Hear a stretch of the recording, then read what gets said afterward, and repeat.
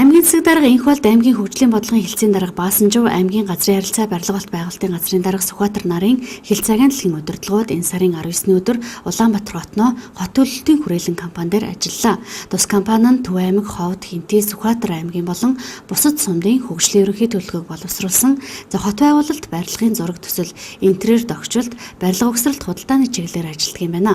Дархан хотын хөгжлийн ерөнхий төлөвлөлтийн талаар дээрх уулзалтын үеэр санал солилцлоо.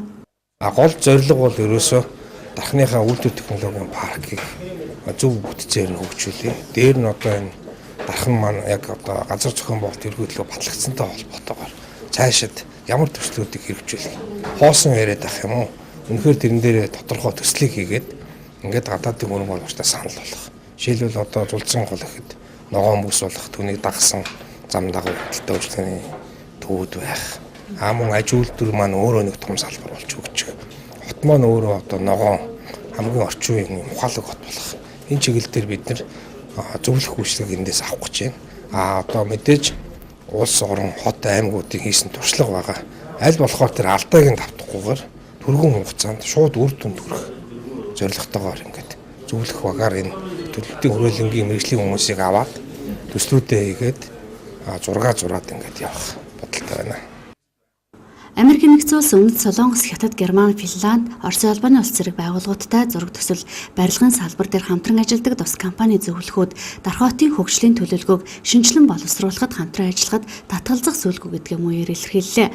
Хотын төлөвлөлтийг шинжилж хөгжлийн төлөвлөгөөг сайдран мөрдөж ажилласнаар орчин үеийн хотыг богино хугацаанд бий болгох боломжтой гэж ярьж байна. Энийг хотыг хөгжүүлэх боломж бол асар өндөр боломж байгаа. Энэ боломж нь өөрөө энэ хот өөрийгөө эдийн засгийг авч явдаг, өөрөө төсөл хөтөлбөр хэрэгжүүлдэг.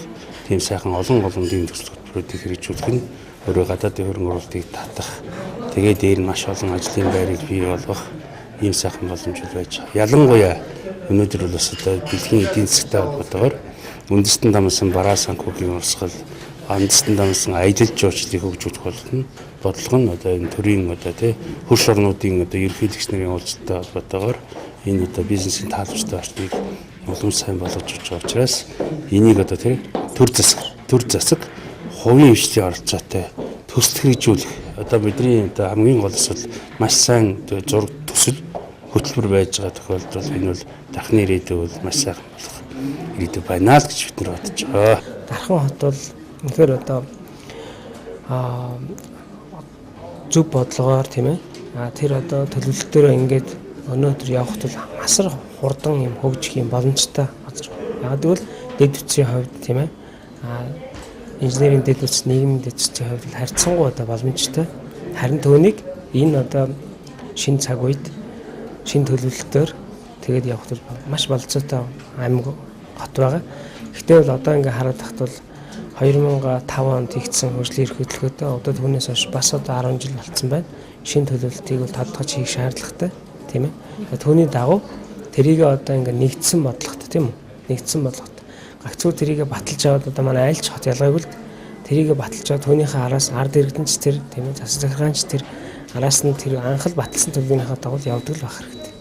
Хот төлөлтийн хүрээлэнгийн хувьд өнөөдрийн байдлаар Сүхбаатар аймгийн 12 сумын хөгжлийн ерөнхий төлөвлөгөө, Төв аймгийн Мянган айлын орон сууцны хорооллын ерөнхий төлөвлөгөө, Импат ертөнцийн компани сургалтын төв дотор байрны ажлын зураг төслийн ажлыг гүйцэтгэж байгаа юм байна.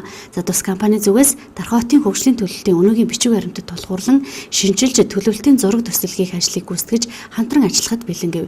Иймд энэ асуудлаар дахин уулзалт хийж шийдвэр гаргахаар тохиролцлоо.